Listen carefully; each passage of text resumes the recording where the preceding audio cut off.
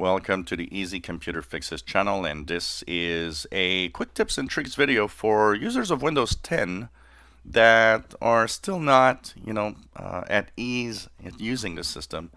Of course, if you're especially installing new devices like a printer and any other, hardware, one of the things you might notice is that, well, yeah, okay, there's some stuff in here. So, for example, in devices, I can see my printers and scanners and audio stuff, and you might think, well, okay, that's all nice, but I'm used to that good old way of doing things.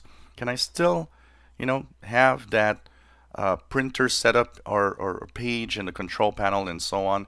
It's still available. For how long? I don't know. This is on the October 2018 update, and it's still there.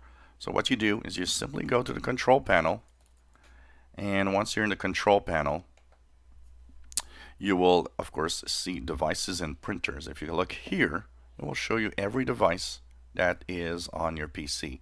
And you can actually click on some of those and have them,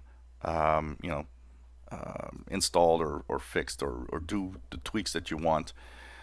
Just a quick note, some of them will sometimes send you to the Windows settings because some of the settings are not there. But a lot of the stuff will also be on this main panel at the same time. So you still have available all of these devices that you can use right here from your own PC in the control panel in device and printers in Windows 10. If you enjoy our videos, please subscribe, give us thumbs up. Thank you for watching.